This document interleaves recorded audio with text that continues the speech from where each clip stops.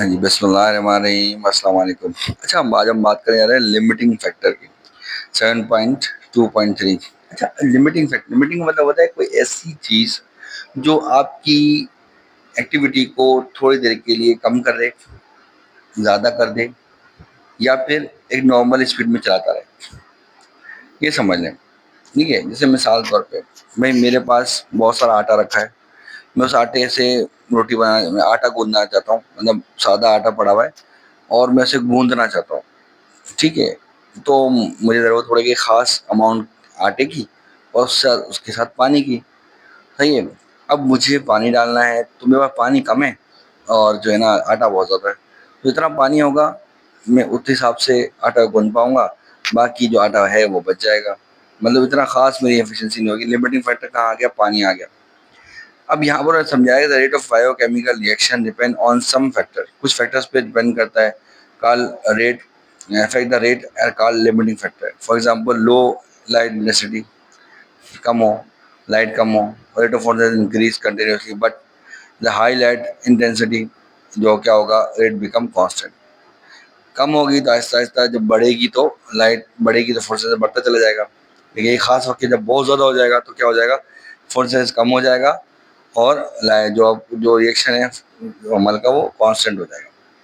Light intensity, carbon dioxide concerned with temperature can also be affecting for the rate of photosynthesis following graph। अब बता रहा है भाई, आपका ग्राफ समझा रहा है आपको कि भाई क्या है। अब जो ग्राफ में क्या लिखा हुआ, रेट ऑफ फोटोसिंथेसिस, जी लाइन दी हुई है एक, उसमें ए लाइन में बताया कि 20 सेंटीग्रेड है या 30 सेंटीग्रेड है, लेकिन जो हमारा कार्बन डाइऑक्साइड है वो 0.05% है, तो हमारे पास रिएक्शन इतना ही होगा। लेकिन जैसे हमने थोड़ा रिएक्शन बढ़ाया, यानी कि 20 में लेके गए, 20 सेंटीग्रेड ले गए, लेकिन कार्बन डाइऑक्साइड का 0.16% करा, तो क्या हुआ, हमारा थोड़ा रिएक्शन बढ़ गया, यानी कि जी लाइन की उससे थोड़ा ऊपर चला गया, ए से थोड़ा ऊपर चला गया रिएक्शन। उसके बाद हमने क्या देखा कि 30 सेंटीग्रेड रखा, लेकिन हमने क्या किया, 0.115 पे ले गए।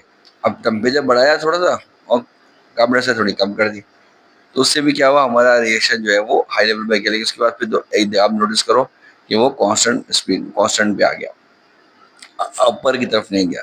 तो ये समझाने का तरीका क्या है कि लाइट डेंसिटी इंक्रीज करते रहेंगे या कार्बन डाइऑक्साइड इंक्रीज करते रहेंगे या कम करते रहेंगे, तो लाइट की जो फोटोसिंथेसिस की जो होने की ताकत है, यानी कि फोटोसिंथेसिस की जो अमल है वो थोड़ा डिस्टर्ब होता रहेगा, लेकिन कंटिन्यूसली चलता रहेगा।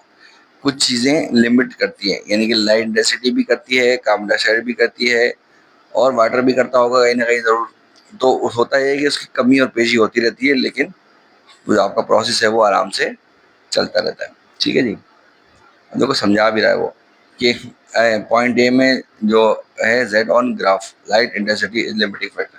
शुरू में क्या था, लाइट इंटेंसिटी हमारा लिमिटिंग फैक्टर था, लिमिट लाइट आ रही थी, उससे ज़्यादा नहीं आती।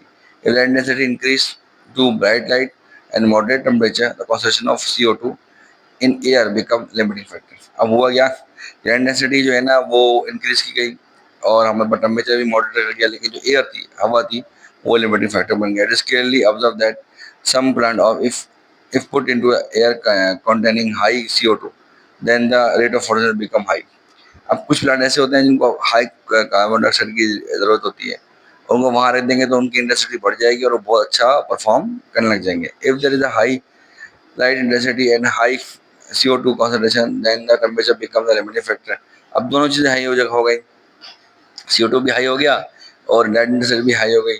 फिर अब टेम्परेचर जो है ना वो लिमिटिंग फैक्टर बन गया। ऐसी बात है, लाइट आएगी, तेज आएगी लाइट, तो टेम्परेचर भी बढ़ पैदा करेगी, but temperature should not be very high. लेकिन टेम्परेचर इतना ज़्यादा हाई नहीं होना चाहिए। क्यों? क्योंकि आपके एंजाइम डीनेचर हो जाएंगे तो वो काम ठीक से नहीं करेंगे। ठीक है, चलें, अब आगे एक्टिविटी है वो आप देख लें।